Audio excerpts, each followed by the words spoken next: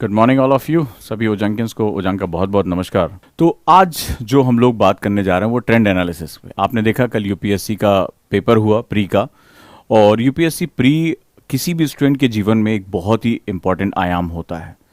और कल हमने वहाँ पर जो है आंसर दिया, डिटेल आंसर आज यहाँ मेरे साथ है, जहाँ पर उसके क्वेश्चंस कहाँ से आए हैं, किस तरह से आए हैं। कल मैंने काफ़ी सोर्स भी आपसे डिस्कस किए, क्लास के नोट्स में भी आपको शो किया कि वहाँ किस प्रकार जो है वो क्वेश्चन बनकर हमारे आए हुए हैं। तो चलिए आज हम यहाँ बात करते हैं, और सबसे पहले ट्रेंड एनालिसिस की। ट्रेंड एनालिसिस बेसिकली वो बच्चे उनके लिए जो यूपीएससी प्री को क्रैक करना चाहते हैं, और डेफिनेटली ये सभी के जीवन में एक बड़ा आयाम रहेगा। पूरा एक ट्रेंड एनालिसिस मैंने किया है कि किस रूप में आपका पेपर आया हुआ है, कितने सवाल आए, कहाँ से आए, तैयारी में मुझे अपना कैसे डायमेंशन तय करना है, टाइम टेबल कैसे सेट करना है। तो ये जो क्लास है वो सभी के लिए बहुत इंपॉर्टेंट होने जा रही, बहुत इंपॉर्टेंट। साथ ही साथ जो डिटेल आंसर है, मतलब जिसका मैंने पूरा एक्सप्लेनेशन, और सबसे बड़ी बात हिंदी में हमने पूरी तरह से दिया है टाइप्ड, वो भी आपको मैं प्रोवाइड कर रहा हूँ, वो भी आपको मिल जाएगा इसके साथ साथ। तो यहां पर अभी हम ये देखेंगे किस सेक्शन से कितने क्वेश्चन आए, किस बार क्या ट्रेंड रहा, क्वेश्चन का लेवल क्या रहा, हम उसको कैसे सोर्स कर सकते हैं, कैसे उसको पढ़ने का तरीका बदल सकते हैं, और कैसे हम अपनी तैयारी में सावधानियां रखें, यानी हम वो कौन सी बातों को ध्यान रखें जिसकी वजह से ये हमारे लिए सिलेक्शन आसान हो जाता है। तो मैं उम्मीद करता हूं दोस्तों कि आज की क्लास से आपको काफ़ी कुछ जो है वो बेनिफिट मिलेगा, और जितने भी बच्चे तैयारी करने जा रहे हैं उनको कंपटीशन का लेवल पता चलेगा कि एक्चुअली में कितना कंपटीशन है, कैसे हमें प्रिपरेशन करनी है, क्या हमसे गलतियां होती हैं, और किस तरह से हम अपनी तैयारी को अगले चरण में लेकर जा सकते हैं। तो रेडी हैं? यस प्लीज़ मुझे बताएं। Yes sir we are ready. और मेरे साथ साथ उसको आप लिख भी सकते हैं। चलिए, तो जैसा कि हम लोग आज देखने जा रहे हैं कि सब्जेक्ट से कितने सवाल आए। ये पहली बार अभी तक यूट्यूब में पहला व्यक्ति जो ट्रेंड एनालिसिस कर रहा है, कट ऑफ कितनी जा रही हैं, जनरल की, ओबीसी की, एससी एसटी, सब कुछ आपको इसके साथ आज पता चलेगा, और आपके दिमाग में एक डायमेंशन आएगा। किस तरह के सेक्शन पहली बार 20 सालों में पहली बार यूपीएससी ने इनपुट दिए हैं, पूछे हैं, वो भी आपको पता चलेगा। क्यों, सबसे बड़ी बात मैं आपको रीजन बताऊंगा क्यों ये क्वेश्चन पूछे गए हैं, which is also very important. तो आपको इसके बारे में भी एक अच्छी खासी जानकारी यहां पर प्राप्त हो जाएगी। तो चलिए हम जो है वो रेडी हैं इस काम के लिए। हम अपने सेगमेंट्स को आगे लेकर चलते हैं और समझते हैं कि हमें ये कैसे अपना काम करना है। Let's start. चलिए, तो सबसे पहले तो मैं आप लोगों से बात करने जा रहा हूं, जैसे कि कल मैंने आपको जिस लोगों ने अभी तक आंसर नहीं देखा वो देख लें। कल मैंने एक आंसर एनालिसिस और सोर्स भी आपको मैंने वहां बताया कि सोर्स कहाँ कहाँ से आए, कैसे आए। अब इसके साथ साथ एक और हम एनालिसिस करने जा रहे हैं। रेडी? चलिए, तो अब हम लोग जो है वो जिस तरह से पेपर आया हमारा, वो पेपर अपने आप में बहुत इंपॉर्टेंट रहा, और पेपर में आपने देखा कि काफ़ी बैलेंस किया गया है। और पेपर का जो एनालिसिस है, जैसे ही मैंने पेपर देखा मैंने कहा ये 2012 के पैटर्न का पेपर है, तो ये भी एक बड़ा इंपॉर्टेंट होता है। और एनालिसिस से आपको फ़ायदा क्या होता है, चलिए सबसे पहले मैं बात करता हूँ। तो जब हम सिलेबस एनालिसिस, जब ट्रेंड एनालिसिस करते हैं, तो ट्रेंड एनालिसिस में हमें पता चलता है कि हमारे जो प्री के पोर्शन है उसमें किस तरह के क्वेश्चन दिए गए हैं और किस तरह के सोर्सेज लिए गए हैं, कहाँ से क्वेश्चन का ट्रेंड चेंज हो रहा है। तो ट्रेंड एनालिसिस से हमें एक्चुअली में अपना टाइम मैनेजमेंट करने में बड़ी मदद मिलती है। जितने भी फ्रेशर स्टूडेंट हैं, बिगिनर हैं, या जिस बार जिनका प्री अच्छा नहीं, वो अगले साल वो प्री अच्छा करना चाहते हैं, तो वो सभी समझे कि ट्रेंड एनालिसिस हमें ये पता चलता है कि हमें बेसिकली अपनी कमियों पे काम करते हुए हमें अपना टाइम मैनेजमेंट उसी हिसाब से एलोकेट करना है, अपना टाइम उसी हिसाब से एलोकेट करते चलना है। तो ये बेसिक हमारा फंडामेंटल यहाँ पर जो है वो काम आता है। तो चलिए आज हम ट्रेंड एनालिसिस में आगे बढ़ते हैं और बेसिक फंडामेंटल के बारे में बात करते हैं। क्योंकि ओजंकियन ने इस बार पेपर बहुत अच्छे से किया, जैसा कि आप लोगों ने कल भी मैंने बताया था कि जब क्लास वो निकल कर आए पेपर देकर, तो उन्होंने ढेर सारे मुझे मैसेजेस किए कि सर बहुत हम खुश हैं इसमें, और काफ़ी ज़्यादा जो है वो हमें मदद मिली है, और इस बार हम बहुत कॉन्फिडेंट हैं। तो वो इस वजह से हुआ कि हमने एक बहुत थॉरो डिस्कशन किया था, और मैंने कुछ समय पहले एक वर्ड रखा था स्टैटोडायनेमिक। तो स्टैटोडायनेमिक वर्ड जो है वो सबसे इंपॉर्टेंट वर्ड रहा, और पूरे पेपर का जो इस बार हिसाब किताब बना है वो इसी तरह रहा है। पेपर में दो चीजें हमें देखने को मिली। एक तो सबसे बड़ी बात, पेपर बहुत ही स्ट्रेट फॉरवर्ड में क्वेश्चन में था, लेकिन ऑप्शन में बहुत ट्विस्ट दिए हुए थे। तो ये 2012 के पैटर्न में जब वहां पर उन्होंने ऑप्शंस में बहुत ट्विस्टिंग की थी और डेप्थ रखा था, उस तरह का ये क्वेश्चन, बेसिकली उस तरह का एक क्वेश्चन सेशन हमारे सामने है। रेडी है? तो चलिए, जैसे और क्वेश्चन जो है वो काफी हद तक स्टैटोडायनेमिक बेस पे बनाया गया था। It is not current affairs. बहुत से लोगों को लगता है कि करंट अफेयर्स और स्टैटोडायनेमिक सेम चीज है। ये दोनों में बहुत अलग अलग चीजें हैं, और वो मैं आपको इसके साथ प्रूव करूंगा। Let's start. तो हम लोग यहां शुरू करते हैं, और यूपीएससी में जो प्रारंभिक परीक्षा हुई, मैं हिंदी में भी इसको बात करता हूँ, हिंदी के बहुत से बच्चे हैं, इंग्लिश में इसको जो है वो बात करने जा रहा हूँ। तो लगभग जो है यूपीएससी में 10 लाख से अधिक उम्मीदवारों ने आवेदन किया था। पहला हम यहाँ से शुरू करते हैं कि नियरली 10 लाख से ज़्यादा लोगों ने फॉर्म भरा था, और जो अभी फाइनल आंकड़े यूपीएससी देगा, लेकिन अप्रॉक्स जो है 5 से 5.5 लाख उम्मीदवार के जो है शामिल होने का अनुमान है, यानी कि लगभग 50% बच्चे जो है वो एग्जामिनेशन सेंटर पे पहुंचे। तो अक्सर मैं अपनी क्लासेस में हमेशा कहता हूं कि अगर हमारी तैयारी बहुत अच्छे से नहीं है तो इतने लोग एग्जाम ड्रॉप कर देते हैं। वो लोग थे जिन्होंने फॉर्म भरा था, लेकिन उन्होंने एग्जाम देना उचित नहीं समझा कि अटेम्प्ट खराब हो जाएगा। ऐसा नहीं कि सारे के सारे बीमार हो गए, ये बहुत बड़ी संख्या है, 5 लाख से ज्यादा की संख्या है, लेकिन तैयारी अप्रोप्रिएट ना हो पाना, डर आ जाना और तैयारी को सही तरीके से ना करना, इस बार जो है वो रिजल्ट अभी तक जो हमारे पास आंकड़े आ रहे हैं वो इस तरह रहा। और प्रीलिम परीक्षा 72 शहरों में 2569 परीक्षा केंद्रों पर यह आयोजित की गई। ये बेसिक हमारे जानकारी अभी हमारे पास उपलब्ध है।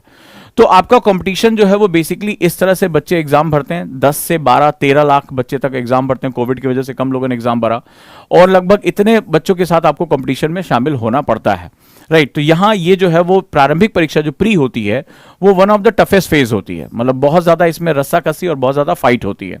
अब चलिए मैं बात करता हूं कि हमारा बेसिकली एनालिसिस में कहां कहां से क्वेश्चन आए हैं। तो सबसे पहले हम बात करेंगे, तो इसमें हम बात करने जा रहे हैं कि कहां से क्वेश्चन आए आपके यूपीएससी प्रीलिम्स में।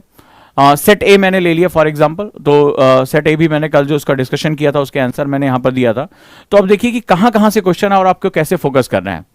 सबसे जो अलग सेगमेंट था, इस बार जीके का क्वेश्चन आया, और आप देखिए कि इस बार जीके के क्वेश्चन में करंट घटनाएं, राइट, यानी कि इसमें जो है करंट, यानी कि करंट जो आपकी इवेंट्स रही, इवेंट्स, और उसमें भी गेम्स से क्वेश्चन आए, games earn prices, Bharat Ratna से लेकर पुरस्कारों से लेकर ओलंपिक पे जो हुआ, क्योंकि ओलंपिक जिस साल होता है याद रखिएगा उस साल बहुत अच्छा होता है, और भारत ने इस बार बहुत अच्छा परफॉर्म भी किया था ओलंपिक में और पैरा ओलंपिक दोनों में।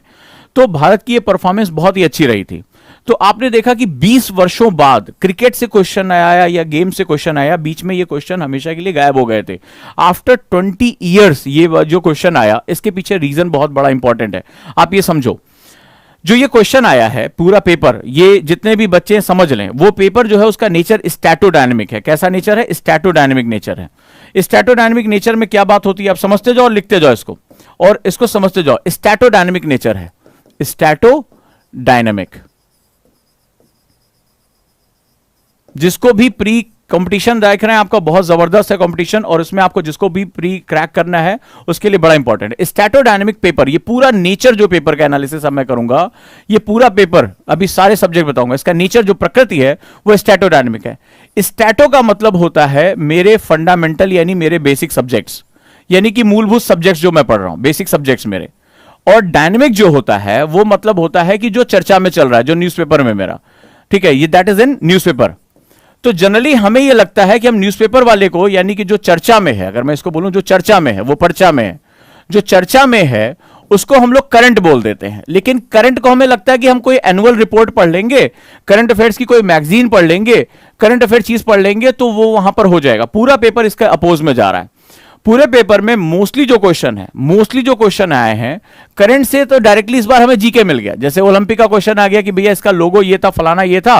लास्ट के जो क्वेश्चन आए हैं या भारत रत्न के बारे में क्वेश्चन आ गया, वो जीके बेस्ड क्वेश्चन था, इवेंट बेस्ड क्वेश्चन था, राइट। लेकिन यहां पर जो हो रहा है वो एक इतना इंपॉर्टेंट सेगमेंट है। स्टैटोडायनेमिक की बात अगर हम करेंगे तो स्टैटोडायनेमिक में अगर हम देखेंगे तो इसका ये कहता है कि जो भी चर्चा में चल रहा है उसका फंडामेंटल यानी अपने सब्जेक्ट के साथ उसको लिंक कर दो, यानी इसका बेसिकली लिंक उठा के देख लो। जैसे कल भी मैंने जब डिस्कशन किया तो जब पॉलिटी में पेरोल का क्वेश्चन आया तो कई स्टेट्स जो है वो कोविड की वजह से वो पेरोल पे छोड़ रहे हैं कैदियों को।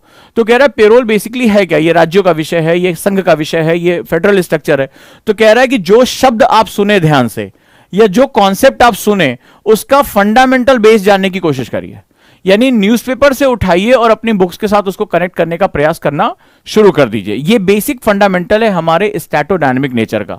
जो पेपर का ज्यादातर हिस्सा हमें देखने को मिला वो रहा इस बार स्टैटोडायनेमिक, एनसीईआरटी, एनआईओएस। ये बेसिकली फंडामेंटल बहुत इंपॉर्टेंट रहे हमारे लिए। एनवायरमेंट में एनआईओएस छाया रहा इस बार, एनसीईआरटी हिस्ट्री में आपने देखा डायरेक्टली क्वेश्चन आए, कल मैंने बताया पेज नंबर 107, 105, पेज नंबर 13, इन सबसे क्वेश्चन डायरेक्टली जो तुम्हें देखने को मिले।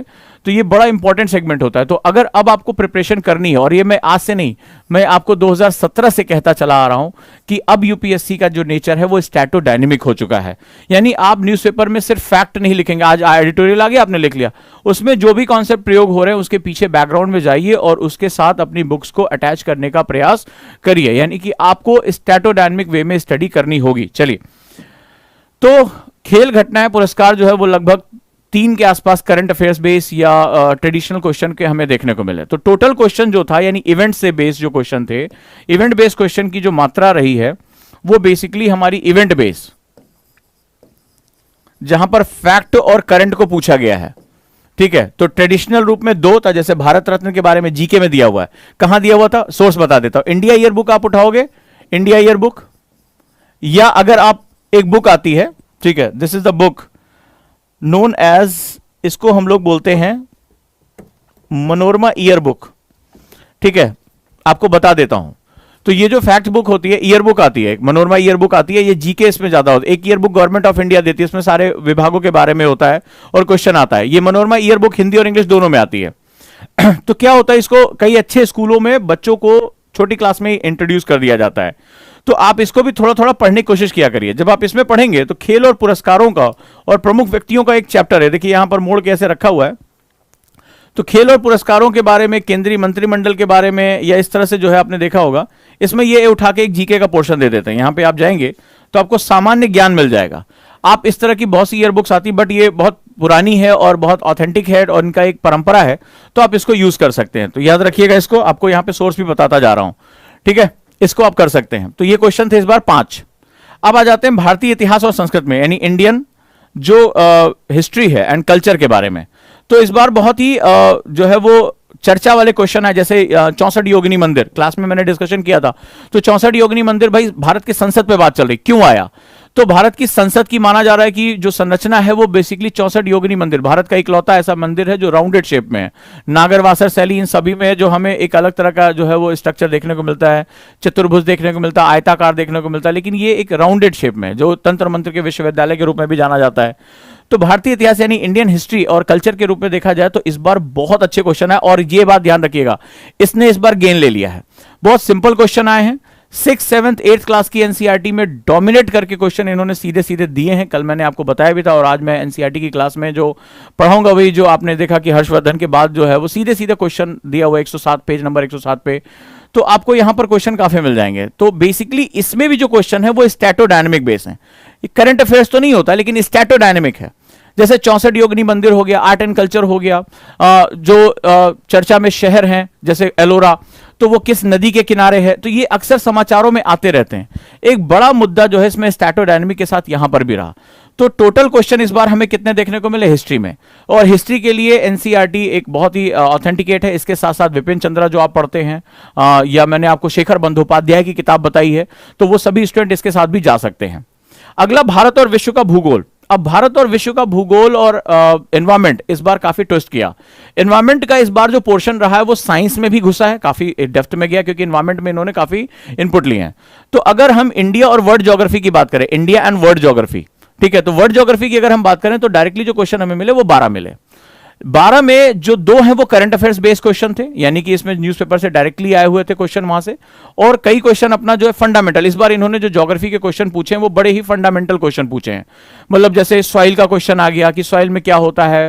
अगर आपने देखा, जो आपने देखा एक पाम ऑयल का क्वेश्चन आया हुआ है, कल हमने डिस्कस किया था पाम ऑयल, तो क्लास में भी ये डिस्कस हुआ था। पाम ऑयल क्यों? क्योंकि मलेशिया के साथ हमारा बड़ा विवाद चला। आपने देखा मलेशिया ने भारत के खिलाफ टिप्पणियां कर दी थी और भारत ने उनके पाम ऑयल पे बैन लगा दिया था। पाम ऑयल हमारे यहाँ रिफाइंड में मिलाने के लिए बहुत बड़े मात्रा में आयात करते हैं, और ये विश्वतरेखीय वनों में एक बड़ी खास जो है उसका कैरेक्टर में हमें ये देखने को मिलता है।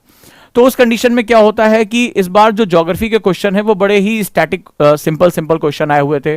जलवायु का क्वेश्चन आया, मिट्टी से रिलेटेड क्वेश्चन आया, समुद्र विज्ञान से क्वेश्चन आया। अच्छा, समुद्र विज्ञान अगर आपको याद होगा, जब मैंने सिलेबस एनालिसिस किया था और मैंने कई क्लास ली थी, तो मैंने आपसे कहा था कि ओशिनोग्राफी से जो करंट में चल रहा है, ocean pollution, ocean carbon sink के रूप में काम कर रहा है, वहां से क्वेश्चन आएगा ही। आप मेरे पुराने वीडियो जाकर आप जो इसको वेरीफाई कर सकते हैं कि क्वेश्चन आएगा ही आएगा। मैंने इसको कई बार कहा, और मेरे अगर बच्चे मुझे सुन रहे होंगे तो उनको ये बात बात पता होगी। तो बेसिकली क्या होता है कि जब मैंने आपसे, और देखो इस बार आया जो है आपने जो ब्लू ओशियन, ब्लू कार्बन पे क्वेश्चन आया, वो उसी के ऊपर था। मैंने हमेशा कहा था माइक्रो प्लास्टिक इस बार बहुत इंपॉर्टेंट है। ओशियन का जो कार्बन सोखने की क्षमता है, कार्बन सिंक की कैपेसिटी, ओशियन एसिडिटी है, यानी कि महासागरीय जो अम्लता है, ये क्वेश्चन बहुत बहुत इंपॉर्टेंट होने वाले हैं। और पुरानी वीडियो जो मुझे पहले से फॉलो करते हैं उनको पता होगा, हाँ उजांग सर इसके बारे में बात कर चुके हैं कई बार, तो डायरेक्टली वहां से क्वेश्चन हमें देखने को मिले। इस बार बहुत ही इजी, और जिसने भी अपना क्लास डेफिनेशन पूरा किया उसको ये क्वेश्चन मिल जाएगा। हाँ, जो क्वेश्चन का नेचर है वो काफी हद तक, अगर आपने देखा जल, और अगर मेरे अगर पुराने बच्चे मुझे देख रहे होंगे तो वाटर को लेकर मैंने बहुत बार जो है चर्चा की है, करंट में भी इसको पढ़ाया है, करंट ज्योग्राफी में भी इसको पढ़ाया है, और वाटर को लेकर बहुत क्वेश्चन आए इस बार। ठीक है, चाहे वो वाटर क्रेडिट को लेकर क्वेश्चन आना ही था, और मैंने हर बार कि इस पे 2 से 3 क्वेश्चन आपको मिलने हैं। अगर आप मुझे अगर कहें कि हाँ सर आपने पहले भी कई बार चर्चा की है सिलेबस एनालिसिस में, क्लास में पढ़ाते हुए, जल चक्र जब मैं पढ़ा रहा था, वाटर साइकिल, तब मैंने कहा था कि इस पर क्वेश्चन तुम्हें आने ही आने, ग्राउंड वाटर को लेकर हो गया। और क्लास में जैसे मैंने जब उस पर बात किया था तो इस पर सीधे सीधे क्वेश्चन आया। तो अब अगर आप तैयारी कर रहे हैं तो जो हॉट टॉपिक चल रहे हैं, मैं फिर से यहां बता रहा हूं, ज्योग्राफी में जो हॉट टॉपिक चल रहे हैं मैं आपको बताता जा रहा हूं, इसको लिखते जाइए। ज्योग्राफी में एक हो गया कि आप उठाएं बुक पढ़ें, तो ज्योग्राफी में तो एनसीईआरटीज लेकर, या आप जो है वो बर्नवाल पढ़ते हैं या सविंदर सिंह जो पढ़ते हैं वो बुक्स आप पढ़िए, कोई दिक्कत नहीं है। लेकिन अब ज्योग्राफी में आप टॉपिक्स आइडेंटिफाई करिए। याद होगा मैंने एक बार आपसे कहा था यूपीएससी में चैप्टर्स नहीं टॉपिक पढ़े जाते हैं, मेरी ये डायलॉग तुम्हें याद होगा, यूपीएससी में चैप्टर्स नहीं टॉपिक्स पढ़े जाते हैं। अब आपको क्या करना है, अगर आप चाहते हैं तो जो टॉपिक्स हैं वो प्रिपेयर करिए। टॉपिक में पहले आप हॉट टॉपिक निकाल लीजिए। मैं पूरे साल की याद दिलाता हूं आपको। यूनाइटेड नेशंस की रिपोर्ट ओशियन के ऊपर बहुत ज्यादा थी, ocean pollution, ocean acidity, ocean का टेम्परेचर बढ़ना, और ocean as a carbon sink बहुत ज्यादा रहा, कोरल्स के बर्बाद होने की घटना बहुत ज्यादा रही। आपने इसके बारे में देखा, साथ ही साथ आपने देखा सॉइल पॉल्यूशन, सॉइल पॉल्यूशन आपको आंसर में अभी क्वेश्चन मिल जाएगा। इसके बाद क्लाइमेट चेंज, नो डाउट ये बहुत बड़े मुद्दे पे रहा। इसके बाद वाटर क्राइसिस, अरे पूरी दुनिया परेशान चल रही है वाटर क्राइसिस को लेकर। हम लोगों ने तो जल प्रबंधन पे अच्छा खासा निबंध प्रतियोगिता कर डाली। ठीक है, हम एक बार नहीं 2-2 बार हम इस पे कर चुके हैं, राष्ट्रीय जो अंतर्राष्ट्रीय जल दिवस पे भी किया, गांधी जयंती पे किया। वाटर क्राइसिस इतना ज्यादा हुआ, तो ऑब्वियस सी बात है ये बड़े हॉट टॉपिक है। इसके बाद अगर मैं बात करूं तो जो हमारे ह्यूमन ज्योग्राफी में माइग्रेशन से रिलेटेड इशू हैं या रिसोर्सेज से रिलेटेड इशू हैं, इस पर बहुत ज्यादा मारपीट चल रही है। ठीक है, रिसोर्सेज को लेकर एक बहुत ज्यादा जो है वो उठापटक चल रही है। ये कुछ ऐसे हॉट टॉपिक हैं जो आपको, यानी कि अगर सिंपल सी बात करूं तो जो बुक्स हैं वो बहुत ही ज्यादा एक ऑर्थोडॉक्स ज्योग्राफी के बारे में बात करें। जितने भी बच्चे पढ़ने जा रहे हैं, चाहे आप जीसी लियोंग पढ़ लो, चाहे आप जो है सविंदर सिंह पढ़ लो, कोई भी पढ़ लो, एक जो चीज है जिसको हम लोग बोलते हैं अप्लाइड ज्योग्राफी, अगर आप लोगों को याद होगा, यानी अनुप्रयोगात्मक अप्लाइड ज्योग्राफी, हर पार्ट का, हर चाहे वो ओशिनोग्राफी हो, बायोज्योग्राफी हो, क्लाइमेटोलॉजी हो, जियोमॉर्फोलॉजी हो, ठीक है, चाहे अभी फास्फोरस चक्र वाला क्वेश्चन आया, नाइट्रोजन फास्फोरस चक्र जो हम बात कर रहे हैं, तो जितने भी हमारे एनवायरमेंट के क्वेश्चन हैं, बार बार मैं एक चीज फोकस करता हूं, अप्लाइड ज्योग्राफी यानी अनुप्रयोगात्मक भूगोल। अगर ज्योग्राफी में जो मैंने स्टैटिक लिखा है, ये अनुप्रयोगात्मक भूगोल से मैक्सिमम क्वेश्चन आए, अनुप्रयोगात्मक भूगोल से, यानी कि अप्लाइड जो ज्योग्राफी है उससे सबसे ज्यादा क्वेश्चन आए हुए हैं। चाहे आप सॉइल का क्वेश्चन ले लो, ओशियन का क्वेश्चन ले लो, क्लाइमेटोलॉजी का क्वेश्चन ले लो, बायोज्योग्राफी का क्वेश्चन ले लो, जो भी आपको क्वेश्चन लेने हैं वो मैक्सिमम से मैक्सिमम क्वेश्चन अप्लाइड ज्योग्राफी से आए। और इंडियन ज्योग्राफी में जैसे नदियां, इस बार काफी, ये तो लक बाई चांस भी होता है, तो इंडियन ज्योग्राफी मैंने आपसे पहले भी कहा था कि इंडियन ज्योग्राफी से ज्यादा क्वेश्चन जो है हमारे लगातार यहां पर हिट करते रहते हैं। तो अगर आपसे आगे आपको पढ़ाई करनी है तो अप्लाइड ज्योग्राफी पे आपको स्पेशल फोकस देना ही पड़ेगा। क्लियर हुआ? चलिए आगे आ जाते हैं, अगला देखते हैं कहां से क्वेश्चन हमारा आया है बनके। इसके बाद अगला भारतीय राजनीति और शासन। भारतीय राजनीति यानी कि इंडियन पॉलिटी एंड गवर्नेंस पे क्वेश्चन 18 क्वेश्चन आए हैं, जिसमें एक क्वेश्चन डायरेक्टली करंट से था। 19 क्वेश्चन टोटल जो है यहां हमें देखने को मिल रहे हैं। 14 क्वेश्चन ज्योग्राफी में, 19 क्वेश्चन हमें पॉलिटी में देखने को मिल रहे हैं। पॉलिटी के मैक्सिमम क्वेश्चन स्टैटोडायनेमिक है, यानी उन्होंने बेस, लक्ष्मीकांत आपको मिल जाएगा, आपको एनसीईआरटी में डायरेक्टली क्वेश्चन मिलेगा। ठीक है सर इस पे पूरा जो अर्शद सर इस पे पूरा जो है डिटेल में डिस्कशन करने जा रहे हैं, और 90% ज्यादा क्वेश्चन क्लास डिस्कशन से उनके आए हैं। तो यहां पर जो है वो बेसिकली अगर आप देखोगे तो क्वेश्चन का जो बेस था वो न्यूज़पेपर में था। क्वेश्चन में जो चर्चा में चला है, चाहे वो संवैधानिक सरकार किसे कहते हैं, पेरोल क्या होता है, जुडिशियल कस्टडी क्या होती है, सुप्रीम कोर्ट ने चिल्ला चिल्ला के कहा है, पूरे साल भर इसके बारे में बात हुई है। ठीक है, और इसमें जो है गुड गवर्नेंस का सेगमेंट क्या होता है, ये सारी चीजें जो है वो आई, जो है वो हमारे जो इस तरह के प्रश्न आए, प्रधानमंत्री अपने भाषण में क्या बोल रहे हैं, तो ये लगातार जो चीजें चल रही हैं वो बहुत ही ज्यादा इंपॉर्टेंट हमारे लिए हो जाती हैं। भारतीय राजनीति और शासन, तो ये क्वेश्चन आपको क्या करना है कि इसमें न्यूज़पेपर आपको उठाना है और न्यूज़पेपर से आपको लक्ष्मीकांत या एनसीईआरटी पे आपको अपना बेस तैयार करना है, राइट। चलिए, अगला है आर्थिक और सामाजिक विकास, जिसको हम लोग इकोनॉमी कहते हैं, सोशल एंड इकोनॉमिक डेवलपमेंट। तो मैंने आपको पहले बताया था कि सब अब पर्सपेक्टिव पूछा जा रहा है। इसका भी मैक्सिमम पेपर जो है वो तो क्लास में तो खैर बच्चों ने कहा कि सर जितना भी आपने पढ़ाया सब उसी डिस्कशन से आ गया, लेकिन आपसे मैं एक बहुत महत्वपूर्ण बात करने जा रहा हूं, वो ये है कि आर्थिक और सामाजिक विकास में अगर हम बात करेंगे तो अगर आप बिगिनर हो तो बुक पढ़ने के साथ साथ आपको क्या चीज ध्यान देनी पड़ेगी। आपने देखा महंगाई बहुत ज्यादा मुद्दा रही, क्वेश्चन आया। आरबीआई लगातार चर्चा में रहा, पूरे साल गवर्नमेंट के साथ कंधे से कंधा, रविकांत दास के गवर्नर बनने के बाद से ही वो लगातार चर्चा में रहा। सरकार वहां से जो है वो कीन्स इकोनॉमी, मैंने जब पढ़ाया तो कीन्स इकोनॉमी से वहां से उन्होंने उठाया और वहां डेवलपमेंट करना शुरू किया। सरकार ने पूछा कि मांग कैसे बढ़ाना है, तो मैंने बूम, बस, साइकिल, ये सब आपको पढ़ाई थी। तो ये बेसिकली आपको क्या करना है कि इकोनॉमिक्स में खासतौर पर न्यूज़पेपर में जो शब्द इस्तेमाल हो रहे हैं, मान लो सरकार ने 20 लाख रुपए का स्टिमुलस पैकेज दिया, तो आखिर वो क्यों दिया, उसके पीछे बेसिक फंडामेंटल क्या है वो आपको पता होना चाहिए, ठीक है। तो आर्थिक और सामाजिक विकास में 13 क्वेश्चन स्टैटोडायनेमिक थे, एक क्वेश्चन डायरेक्टली करंट से था यानी न्यूज़पेपर से डायरेक्टली था, और 14 टोटल क्वेश्चन हमें यहां आए। तो 14 क्वेश्चन हमें कहां से देखने को मिले, इकोनॉमिक्स से देखने को मिले। अब आ जाते हैं एनवायरमेंट और परिस्थिति, बहुत ही महत्वपूर्ण। देखो ये इस बार इसने जो है, मैंने हमेशा कहा, याद है आपको जब मैंने एनवायरमेंट की क्लास ली थी और मैंने एनवायरमेंटल स्टोरी 3 क्लास ली थी, याद है आप लोग, अगर आप लोग यही यूट्यूब पे भी क्लास हुई थी एनी टाइम लर्निंग ऐप पे, मैंने कहा था कि एवरेज 20 से 22 क्वेश्चन आपको देखने को मिलते हैं। 15 क्वेश्चन डायरेक्टली आपको इस बार एनवायरमेंट इकोलॉजी से, तो और मैं सोर्स बता देता हूं, 2 किताबें बहुत इंपॉर्टेंट है, एक एनआईयूएस सीधे सीधे क्वेश्चन और दूसरा इराक भरूचा, भाई पढ़ लेना, बहुत ही महत्वपूर्ण है तुम्हारे लिए। और थोड़े क्वेश्चन जो इसमें, चूंकि बहुत क्वेश्चन इस बार साइंस में घुस गए, तो साइंस रिपोर्टर, एक मैगजीन आती गवर्नमेंट की, साइंस रिपोर्टर जो है, सभी भी कट ऑफ भी बता रहा हूं, टेंशन ना लो, सारे कट ऑफ बता रहा हूं, सभी सेक्शंस के कट ऑफ बता रहा हूं, सभी कैटेगरीज की। तो 15 क्वेश्चन जो है पर्यावरण और पारिस्थितिकी से आया। इसमें जो क्वेश्चन थे मोस्टली चर्चा में चले हैं, साइंस रिपोर्टर में भी इन्होंने जो जैसे पॉल्यूटेंट के बारे में जो चर्चा हुई, आर्टिकल्स आए थे उस पर, और जो है वो एनआईयूएस हो गया, इराक भरूचा की किताब हो गई, ये मस्त है। और आप देखिए मैंने कहा था कि ये पोर्शन जिसने पकड़ लिया उसके लिए चीजें बहुत इंपॉर्टेंट हो जाएंगी। अगर इसी पे ही मेरे वीडियोस पड़े होंगे, अगर आप देखेंगे 3 दिन मैंने लगातार एनवायरमेंट की, मैंने क्राइसिस से शुरू किया था कि एक्चुअली में यूपीएससी क्राइसिस पूछता है, तो अब आप देखो जरा क्वेश्चन का नेचर देखना कि पूरा का पूरा पेपर लगभग क्राइसिस के आसपास घूम रहा है, वही कि ये जला देंगे, ताम्र प्रगलन से क्या होता है अगर हम स्मेल्टिंग कर देंगे, इस वाले पॉल्यूशन से क्या होता है, इस वाले पॉल्यूशन से, सब कुछ क्राइसिस पे चल रहा है हमारा। तो पर्यावरण पारिस्थितिकी की मोस्टली जो है वो रिपोर्ट्स काफी अच्छी अच्छी पूछी गई हैं, टफ रिपोर्ट्स पूछी गई इस बार। तो 15 क्वेश्चन हमारे इसमें यहां से आए हैं। साइंस एंड टेक्नोलॉजी की बात करें, इसमें बेसिक साइंस को लेकर इस बार काफी, जैसे कोविड को लेकर काफी, आरएनए टेक्नोलॉजीज को लेकर काफी रहे। तो 10 क्वेश्चन जो है वो हमारे स्टैटोडायनेमिक्स थे और 2 क्वेश्चन हमारे डायरेक्टली करंट से आए थे और 12 क्वेश्चन टोटल हमारे साइंस पे इस बार बहुत दबाव बनाए, बहुत अच्छा, थैंक्स कि सर ने बहुत अच्छे तरीके से इसको पढ़ाया और काफी यहां पर हमारे आउटपुट आए।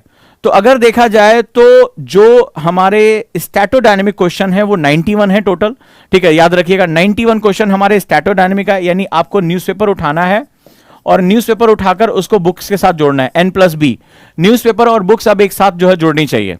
9 क्वेश्चन डायरेक्टली करंट अफेयर्स से आए, जिसमें कि गवर्नमेंट डॉक्यूमेंट्स का भी बड़ा हाथ रहा।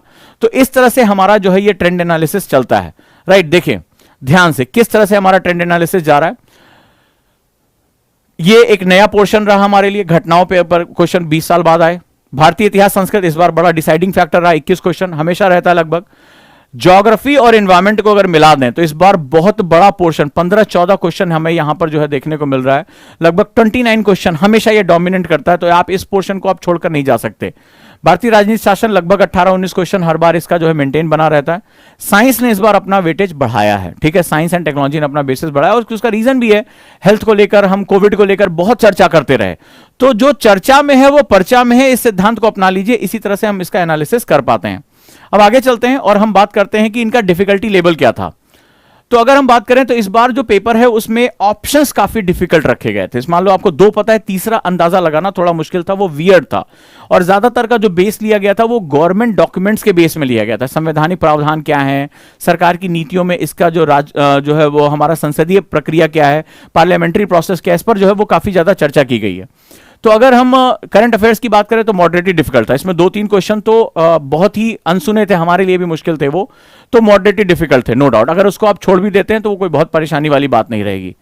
भारत का इतिहास और भारतीय राष्ट्रीय आंदोलन मॉडरेट थे, मतलब अगर आपने एनसीईआरटी ढंग से पढ़ी है, विपिन चंद्रा ढंग से पढ़ी है तो, और आपके लिए बहुत ही आसान था। मैंने आपको कल भी दिखाया था कि ये डायरेक्टली क्वेश्चन यहां है।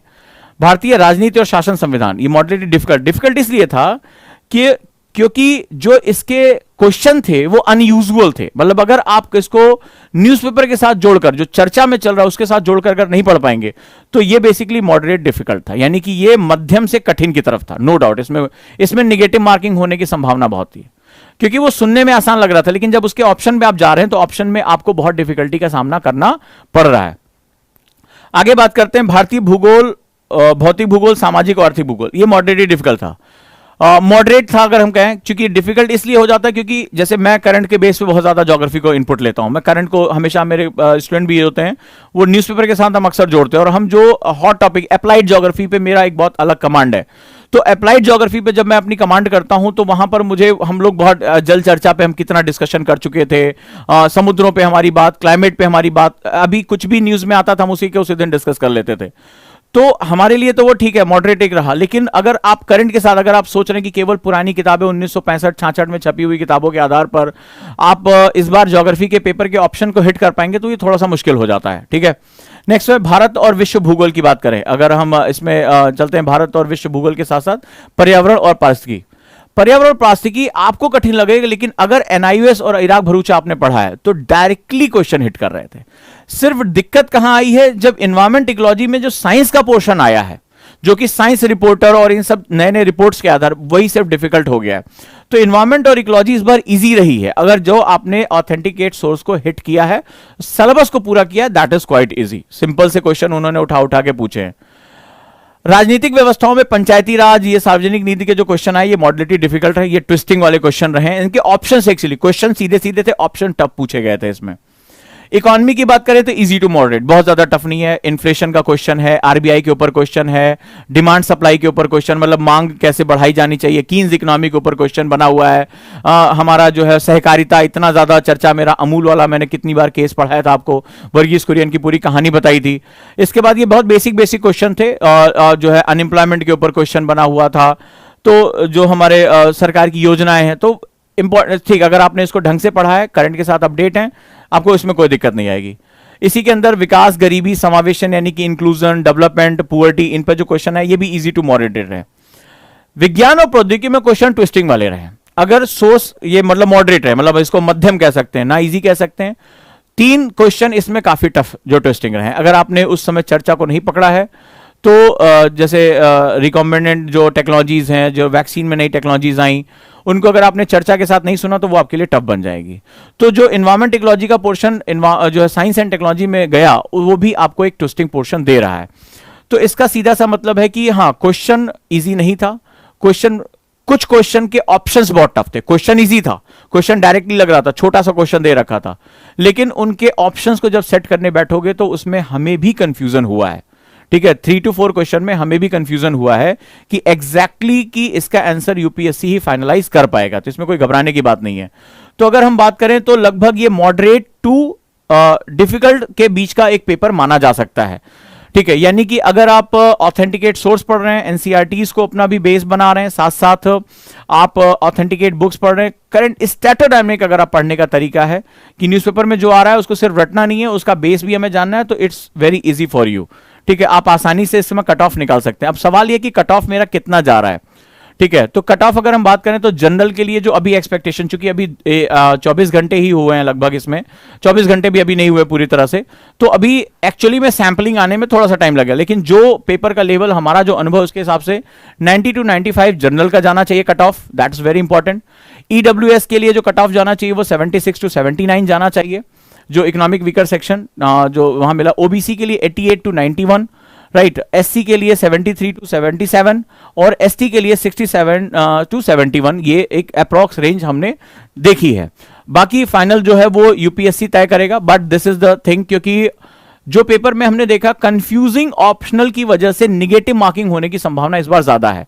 और पेपर में 3 से 4 क्वेश्चन ऐसे थे, जहां तक मैं समझ पाता हूं एज अ टीचर, वो हमारी भी रेंज से बाहर जा रहे थे। मतलब हमने उनके बारे में वियर्डली कभी सुना हो तो स्टूडेंट के लिए बहुत मुश्किल है। यानी कि वो कुछ क्वेश्चन ऐसे होंगे जो सभी के लिए वो छोड़ने वाले होंगे। उसको जिसने अटेम्प्ट किया होगा वो रेयर ऑफ द रेयर, कोई मान लीजिए लक बाय चांस मिल गया, लेकिन जनरल स्टूडेंट में वो पढ़ाई में नहीं आते हैं बेसिकली। वो रिपोर्ट के बारे में या वो उस तरह से जो है वो क्या चर्चा में चला, वो एक बहुत इजीली, आप ट्रेंड में हम देखें तो भाई क्रिकेट के ऊपर क्वेश्चन बहुत सालों से नहीं पूछे गए, तो वो सभी के लिए एक बाईपास चीज रही है। तो ये बेसिकली एक ट्रेंड एनालिसिस रहेगा, एक्सपेक्टेड कट ऑफ रहेगा कि 90 टू 95 फॉर जनरल सामान्य वर्ग के लिए, ईडब्ल्यूएस के लिए, इकोनॉमिकल वीकर सेक्शन के लिए 76 79, 88 to 91 for OBC, SC for 73 77 and ST for 67 to 71। So this is the range, it can be very from 2-3 mark ऊपर नीचे हो सकते हैं। ठीक है, तो आगे हम लोग बात करते हैं, और मैं समझता हूं कि ओजांकियंस बहुत कॉन्फिडेंट होंगे कि अब वो अगले लेवल पे जाने के लिए तैयार हैं। हम क्या बात करते हैं, समराइज में करना चाहूंगा, तो समराइज हम इसमें क्या कर सकते हैं। समराइजेशन से पहले मैं एक छोटा सा एक इंपॉर्टेंट आपको एक जानकारी दे दूं, विच इज वेरी इंपॉर्टेंट। और आपको पता है कि ओजांग आईएएस एकेडमी हमेशा कुछ इनिशिएटिव करता है, और देखिए जल के ऊपर हमने एक गांधी जयंती पे हमने सिर्फ पोस्ट नहीं शेयर किया था, हमने इस पर काफी जो है वो प्रयास किए थे, जहां पर हमने महात्मा गांधी के विचार और जल प्रबंधन, ठीक है, Gandhian thought and water management. अब देखिए क्वेश्चन भी वाटर पे आपके कितने आ गए आपके। तो हमने एक ऐसे कंपटीशन किया था और लोगों ने बढ़ चढ़कर हिस्सा लिया, कहां पर, ओजांग टेस्ट प्रैक्टिस पे। ओजांग टेस्ट प्रैक्टिस पर इसका जो है उन्होंने अपना इनपुट लिया।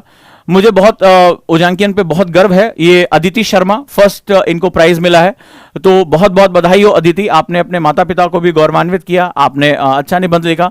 फर्स्ट प्राइज हमारी तरफ से 3000 रुपए का कैश प्राइज दिया जा रहा है। सेकंड हमारे यहाँ सीमा भारद्वाज गर्ल्स रॉक्स, राइट, यानी कि सेकंड प्राइज 2000 रुपए, आपको बहुत बहुत बधाई हो। और दिशा भटनागर, मतलब बच्चियों ने इस बार जो है वो धूम मचा दी है बहुत ज्यादा ओजांकियंस ने, और 1000 रुपए जो है वो आपको कैश प्राइज दिया जा रहा है। तो इस बार गर्ल्स ने मौका मिलते ही इस बार जो है वो बिल्कुल ही गर्ल्स रॉक हम लोग जिसे कहते हैं। और ऑनलाइन ऐसे कंपटीशन में आप सभी को बहुत बहुत बधाई हो, आपके माता पिता को बहुत बहुत बधाई हो। ये बहुत गौरव के क्षण है। आपने अदिति शर्मा, सीमा भारद्वाज और दिशा भटनागर, राइट, आप लोगों ने जो है वो बहुत ही अच्छा मुकाम हासिल किया है। और इससे सीधे पता चलता है कि हमें बहुत अच्छे से अपना जो है वो पढ़ाई करनी है। आप लोग भी ओजांग टेस्ट प्रैक्टिस को डाउनलोड कर सकते हैं, डेली प्रैक्टिस कर सकते हैं, क्विजेस कर सकते हैं। और ओजांग टेस्ट प्रैक्टिस पे ये जो पूरा पेपर है हम इसको पूरा सॉल्यूशन के साथ दे रहे हैं, आप ऑब्जेक्टिव कर रियल टाइम आप दे सकते हैं एग्जाम। ओजांग टेस्ट प्रैक्टिस आप लोग डाउनलोड करिए गूगल प्ले स्टोर से, इस वीडियो के नीचे उसका लिंक दिया हुआ है, आप डाउनलोड करके वहां पर अच्छे से अपनी पढ़ाई कर सकते हैं। और ये पेपर आप दोबारा दे सकते हैं रियल टाइम में घर में बैठ के कि यार इसका आंसर क्या होगा, और पूरा डिटेल आंसर आपको यहां पर मिलेगा। ठीक है, आगे हम इसको जो है समराइज करते हैं, आखिर पेपर था कैसा। ठीक है, अगर हम बात करें तो प्रश्न मॉडरेट से कठिन के बीच में थे, जैसा मैंने बताया था। कुछ प्रश्नों को छोड़कर कोई ऐसा प्रश्न नहीं था जो सीधे पूछे गए थे, मतलब वो अप्लाइड थे। मैं बार बार कह रहा हूं, this is the applied part. और अप्लाइड को इसको स्टैटोडायनेमिक कहते हैं, दिस इज नोन एज स्टैटोडायनेमिक। अभी भी कह रहा हूं स्टैटोडायनेमिक। अप्लाइड किसे कहते हैं? अप्लाइड कहता है कि न्यूज़पेपर में आज ये मेरा पार्ट आया है, this is a part of in newspaper. ध्यान से, जो भी नए बच्चे हैं या जिन्होंने गलतियां की वो सुधारना चाहते हैं, इस बात को बहुत ध्यान से सुने। इंडिया में सबसे पहले हम इतना डिटेल में एनालिसिस लेकर आए हैं, बहुत ध्यान से इसको सुनिए और इसको जो है वो कोशिश करिए। तो स्टैटोडायनेमिक में हम अप्लाइड पार्ट के बारे में बात कर रहे हैं, तो अप्लाइड है। तो स्टैटोडायनेमिक में आप जो न्यूज़पेपर में पढ़ें तुरंत के साथ उसको बुक के साथ अटैच करें, उसके फंडामेंटल को जाने, अपने टीचर से पूछें कि इसका सही मतलब क्या होगा, इसको हमें कैसे प्रयोग करना है। जो शब्द बार बार आ रहे हैं, शब्दों को मत छोड़िएगा, कॉन्सेप्ट को मत छोड़िएगा। अरे पढ़ लिया यार, महंगाई इतने परसेंट है, वो 10% हो गई, वो 12% हो गई, इससे ज्यादा हमें कुछ नहीं करना है। ठीक है, भूगोल, इतिहास यानी कि geography, history, polity, economy, science, technology की गहन समझ के आधार पर प्रश्न को हल किया जा सकता है। गहन समझ का मतलब है कि फैक्ट रटने से काम नहीं होगा, you have to collect the things. अच्छा, ऑप्शंस भी ऐसे आए हुए थे, जैसे मान लीजिए हम जब पढ़ाते हैं तो चैप्टर 1 में कुछ हमने पढ़ाया और चैप्टर 4 में कुछ और पढ़ाया, तो अब वो कहता है कि आपको वो सारी चीजें आपको अपने दिमाग में रखनी पड़ेगी, वो अलग अलग ऑप्शंस वहां से जोड़ने पड़ेंगे, तब आपका एक क्वेश्चन। मैंने याद होगा, अगर आप लोगों को, मेरे बच्चे अगर मुझे सुन रहे होंगे और मेरे यूट्यूब के बच्चे मुझे सुन रहे होंगे, तो मैंने हमेशा कहा था यूपीएससी में पजल बेस्ड क्वेश्चन पूछे जाने लगे। हाँ या ना मुझे बताओ, कितनी बार मैंने क्लास में कहा कि पजल बेस्ड क्वेश्चन आने लगे। जो ऑप्शंस थे वो पजल बेस्ड थे। पजल का मतलब होता है अलग अलग टुकड़ों को जोड़ना। यानी अब आप इसमें कैसे तैयारी करेंगे? अब इसके लिए आपको जो क्लास में पढ़ाया जा रहा है, पहली बात तो उसकी व्यापकता होनी चाहिए। पीडीएफ के जो नोट्स का आपको चार्म है उससे निकलो। मैं फिर कह रहा हूं, नोट्स के चार्म से निकलो, ये पीडीएफ जो दिए जाते हैं उससे निकलो, डिस्कशन बेस पे आओ, टीचर के साथ डिस्कशन पे बेस पे आओ, एक पॉइंट को पकड़ के दूसरे पॉइंट के डिस्कशन पर जाओ और लिंक करो अगर आपको अच्छे से जाना है तो। दूसरा, रिवीजन के मेथड को स्ट्रांग कर लो, रिवीजन के मेथड को स्ट्रांग कर लो, मैं पहले ही भी कह रहा हूं, राइट, ये बहुत ही इंपॉर्टेंट है आपके लिए। और मैंने आपको फ्लैश कार्ड मेथड बताया है।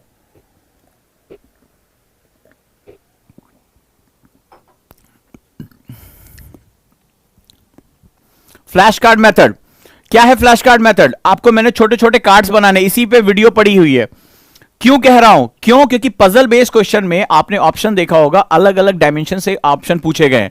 आप जब बार बार रिवीजन नहीं करोगे ना तो वो आपको याद नहीं आएंगे। आप ये सोच रहे हो कि सर ने ये पढ़ा दिया, ये क्वेश्चन नंबर, कई बच्चों का अरे सर डायरेक्टली क्वेश्चन, डायरेक्टली क्या मतलब यूपीएससी मेरे से पूछ के क्वेश्चन बना रहा है क्या, कि भैया तुम बताओ ओजांग जी, हाँ बताओ कौन सा क्वेश्चन रखे? नहीं, इसमें यह होता है कि आपने एक कॉन्सेप्ट नंबर 1 यहां पे पढ़ाया, कॉन्सेप्ट नंबर 2 यहां पे पढ़ाया, स्टूडेंट को यही, इसीलिए तो कंपटीशन है, उसका दिमाग इतना तेज होना चाहिए, वो इतना रिवीजन करे कि वो याद करे, अरे सॉइल में सर ने ये पढ़ाया था, क्लाइमेट में ये पढ़ाया था, और क्लाइमेट और सॉइल आपस में इंटरलिंक है।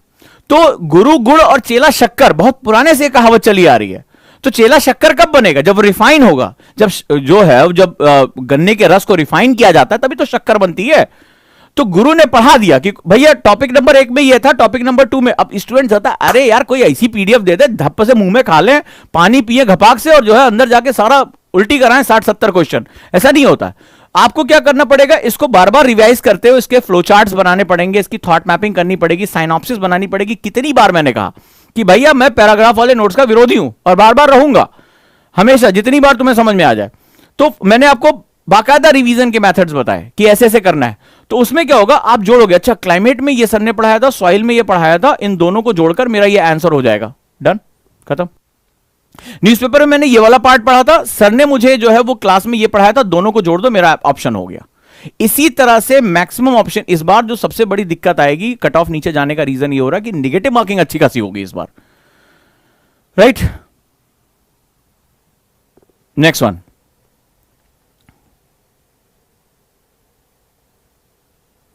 कुछ क्वेश्चंस को एलिमिनेशन में खत्म किया जा सकता, उनके आंसर नहीं पता थे, लेकिन एलिमिनेट, जो आंसर नहीं हो सकते, मैंने हमेशा, आपको याद होगा वीडियो पढ़ी, मैंने कहा था कि जितना क्वेश्चन का सिलेक्शन इंपॉर्टेंट उतना रिजेक्शन भी इंपॉर्टेंट है। क्या नहीं होगा इतना जान लोगे, जो बच गया होगा वो मेरा आंसर होगा। तो इसमें भी कई तरह के क्वेश्चन आए थे, ये भी आपको सीखना पड़ेगा क्या नहीं होगा, ठीक है। इतिहास में प्रश्न बिल्कुल ऐतिहासिक घटनाओं पर आधारित नहीं है, विशेष रूप से संस्कृति और प्राचीन इतिहास का, ठीक है। और इसमें जो बेसिकली है वो क्या चर्चा में चल रहा है उसको बेस करके इन्होंने क्वेश्चन पूछा। क्या करंट चल रहा है, क्या अभी चर्चा चल रही है, उस पर आप उठाइए और क्वेश्चन आपको मिल रहा है, उसको आपको अपनी बुक से जोड़िए। अब जैसे आपने देखा होगा कि जब मैं हिस्ट्री पढ़ा रहा हूं एनसीईआरटी में, तो आपने देखा होगा कि करंट पर हमारी बहुत चर्चा होती है। आपको याद है मैंने एक सीरीज शुरू की थी, मेरा एक दूसरा चैनल भी आप लोग सब्सक्राइब कर ले, ओजांग जीएस एनसीईआरटी। तो उसमें आपने देखा होगा, उसमें मैंने क्या किया, न्यूज़पेपर उठाता था कि भाई ये न्यूज़पेपर आया है, बाबा रामदेव का ये रहा, आज विवाद हुआ आईएमए से, और देखो एनसीईआरटी में ये कहां है। आप लोगों ने उसको बहुत पसंद किया, तो वो चैनल आप सब, आपको सीधे सीधे वहां से आपको क्वेश्चन मिल जाएगा। ढाई भाग वाला जो क्वेश्चन इस बार आया हुआ है, तो क्वेश्चन वो कह रहे हैं कि आप कितना करंट को भी हिस्ट्री से जोड़ने की हिम्मत रखते हैं। तो इस तरह से क्वेश्चन जो है वो हमें देखने को मिले। खेल से 3 प्रश्न पिछले 20 वर्षों में पहली बार पूछे गए, फर्स्ट टाइम इन 20 ईयर्स। ये भी याद रखिए। क्यों भाई, पहले रीजन जान लो कि आखिर खेल से क्वेश्चन क्यों है। एक तो ओलंपिक्स, भारत का प्रदर्शन अच्छा, भारत ने खेल नीति लागू की है यार, खेलो इंडिया प्रोग्राम लॉन्च कर दिया है। अब पहले होता था कि पढ़ोगे लिखोगे तो बनोगे नवाब, खेलोगे कूदोगे तो होगे खराब। सरकार ने कहा नहीं भैया, खेलोगे कूदोगे तो होगे लाजवाब।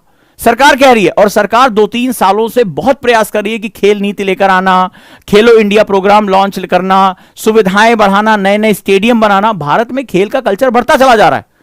तो सरकार ने कहा लो भैया, तुम भी तो कम से कम जानो गेम्स में हम क्या क्या अच्छा कर रहे हैं, क्या क्या नई चीजें कर रहे हैं। तो वो भारत की परिवर्तित है, समाज में खेल के घंटे तय किए जा रहे हैं कि अब स्कूलों में खेल का जो है सुविधा होगी होगी। तो रीजंस वो बता रहे हैं। राज्य व्यवस्था से सीधे प्रश्न पूछे गए, खासकर एनसीईआरटी कक्षा 11 और 12 से यहां पर काफी क्वेश्चन आए, जिसका बेस 6, 7, 8 था, और उसको एलिब्रेट करके यहां से क्वेश्चन दे दिए गए, ठीक है। संवैधानिक, जैसे फॉर एग्जांपल संवैधानिक पहले ही दिया हुआ है। संवैधानिक सरकार क्या, 1950 में भारत की संवैधानिक स्थिति, देवीलाल के बारे में, भारत के संघीय चरित्र की आवश्यकता, फेडरल स्ट्रक्चर, ये सब इतने बेसिक क्वेश्चन एनसीईआरटी में डायरेक्टली दिए हुए हैं। ठीक है, क्वेश्चन यहां से डायरेक्टली तुम्हें आया, यहां पर यह मैंने बता दिया कि किस तरह से क्वेश्चन आए हुए हैं।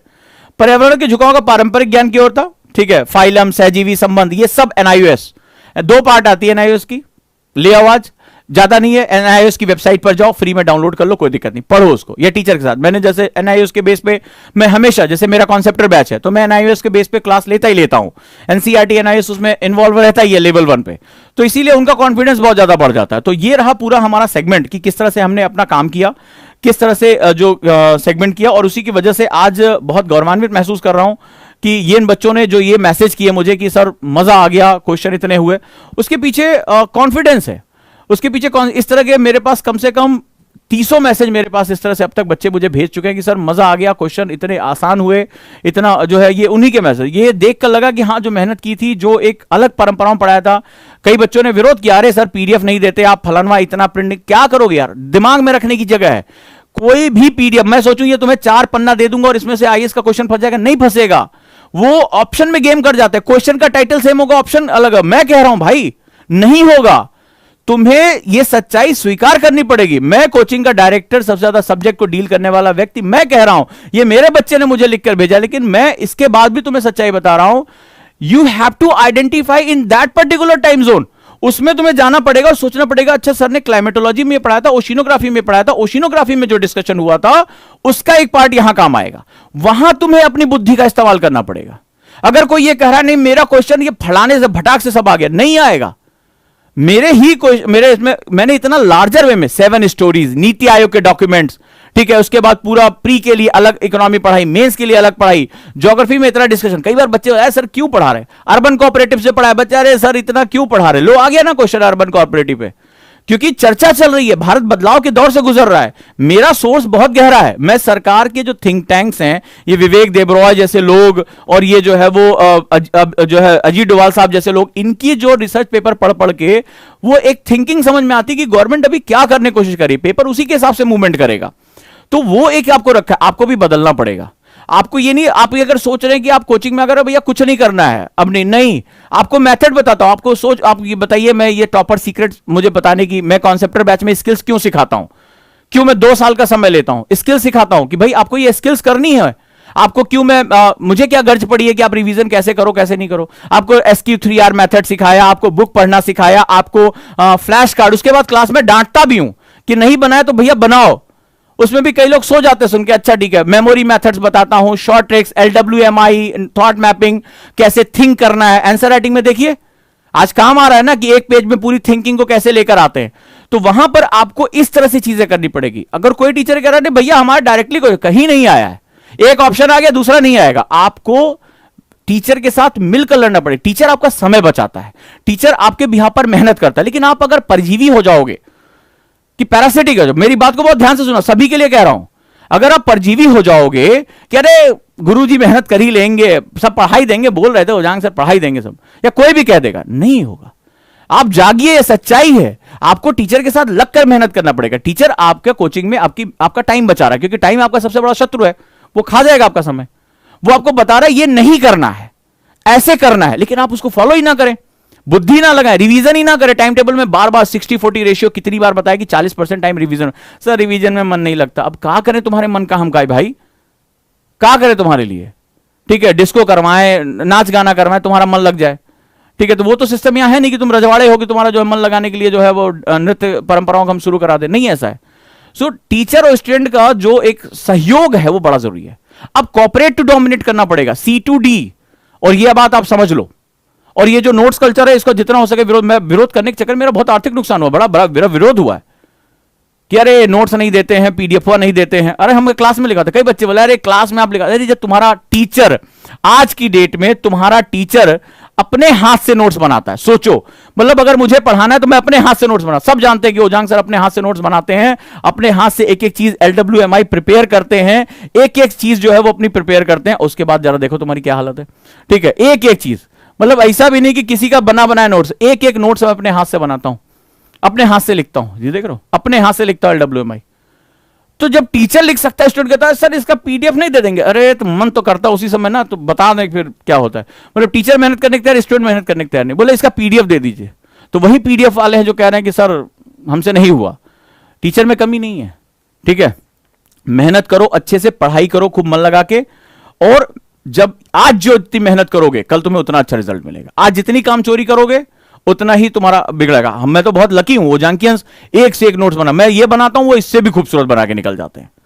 इतना खूबसूरत नोट आर्ट पर पहुंच गए हैं, मतलब आर्ट्स और नोट्स को उन्होंने ऐसा मर्ज कर दिया कि देख के मन करता मैं इतनी स्टेटस लगाता हूं इसी वजह से, खुशी के बारे। बाहर लोग पूछते क्या आपके बच्चे क्या करते रहते हैं, तो वो मुझे प्राउड फील होता है कि ये बच्चे करेंगे, क्योंकि आज इनका हाथ चल रहा है, इनके दिमाग में जा रहा है, ये लर्न कर रहे हैं, रीड नहीं कर रहे हैं, लर्न कर रहे हैं। लर्न और रीड करने का अंतर जिस दिन तुम्हें समझ में आ जाएगा यूपीएससी तुम्हें समझ में आ जाएगा।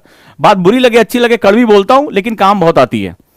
ठीक है, तो भैया लगे रहो, और जिस तरह से रिजल्ट हमने छाया, प्री में अच्छा किया, इस बार धूम के जो है वो चलते हैं, पूरा उत्साह से मेरा कॉन्सेप्टर बैच भरा पड़ा है।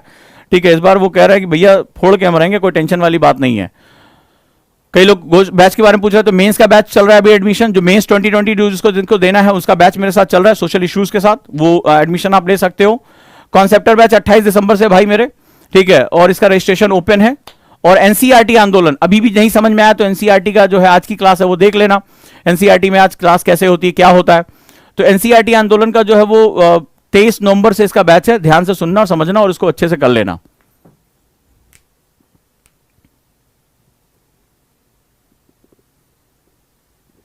डन। तो ये रहे बैचेस के बारे में जानकारी, अच्छे से पढ़ाई करो, कट ऑफ ये है, क्वेश्चन इस तरह से आ गया। और एक चीज और सुन लो, एक भैया जान लो, नहीं तो अभी फिर भूल जाओगे, दिक्कत हो जाएगी। पूरा डिटेल आंसर, ठीक है, यह याद रखिए, पूरा डिटेल आंसर हिंदी में हमने निकाला है कि उत्तर 1 का सी कहां से आया है, क्यों गलत है, क्या इसकी बात है। आप यही मांग रहे थे ना, इसका डिटेल आंसर दे दीजिए, ये सही है, इसमें क्या होता है। अभी हिंदी में हम दे रहे हैं क्योंकि पहले हमने हिंदी की जिम्मेदारी ले ली है। इंग्लिश भी, तो इंग्लिश में तो बहुत लोगों ने निकाल दिया, अभी हम निकाल रहे हैं, ठीक है, वे भी आ जाएगा।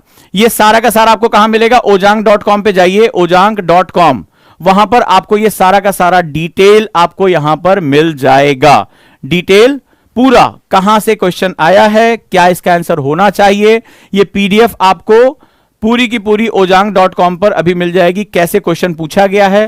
ठीक है, एक इस तरह से क्वेश्चन का आंसर क्या होगा, बैंकिंग अधिनियम अभी क्या आया था आपको पता चल जाएगा, करंट से कैसे क्वेश्चन आए हैं, इक्विटी शेयर पूंजी क्या होती है, ये सारा मैंने डिटेल इसमें कर दिया। तो ojang.com पे आप क्या करेंगे, जाकर इसको डाउनलोड कर लेंगे। और एक और काम कर लीजिए, और वो है ओजांग टेस्ट प्रैक्टिस डाउनलोड कर लीजिए। कहेंगे क्यों, क्योंकि ये सारा पेपर ऑब्जेक्टिव फॉर्म में आपके सामने आ जा रहा है, हिंदी और इंग्लिश में। आप खुद से प्रैक्टिस करके देखिए, बहुत इंपॉर्टेंट है। ओजांग टेस्ट प्रैक्टिस, ओटीपी, ओजांग टेस्ट प्रैक्टिस डाउनलोड करिए। और डेली क्विज हम अपलोड कर रहे हैं, डेली। और जिनको इस बार भाई मेरे मेंस देना है, उस पे हमने फोरम बनाया, डेली मेंस का एक स्टैटिक क्वेश्चन और एक करंट का क्वेश्चन हम डेली अपडेट कर रहे हैं। और उस पर आप जाइए और अपने आंसर लिखिए। ओजांग टेस्ट प्रैक्टिस आपका इकोसिस्टम है आपके टेस्टिंग का। और जो ये सोच रहे हैं कि टेस्टिंग दिए बिना काम चल जाएगा, तो बड़े बड़े लोगों ने पढ़ाई की थी, जिन्होंने टेस्ट प्रैक्टिस नहीं की थी उनकी ऐसी तैसी हो गई। 499 रुपए में मैंने एनसीईआरटी का टेस्ट निकाला था, कई लोग इसको भी नहीं कर पाए। 7 क्वेश्चन यहां से सीधे आए हैं, इसी से आया 7 क्वेश्चन, 499 रुपए में 7 क्वेश्चन मुझे मिल जाए, और मुझे क्या चाहिए। 7 क्वेश्चन डायरेक्टली इसी टेस्ट सीरीज से फंस गए। करंट अफेयर्स का 999 में से क्वेश्चन फंसे उसमें। तो अगर आप प्रयास नहीं करोगे तो सोए हुए सिंह के मुंह में हिरन नहीं समाता है, शेर को भी शिकार करना पड़ता है। बाकी चॉइस आपकी है, आपको कैसे करना है।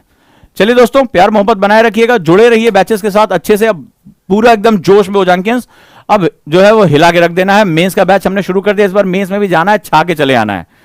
Done. Thank you so much.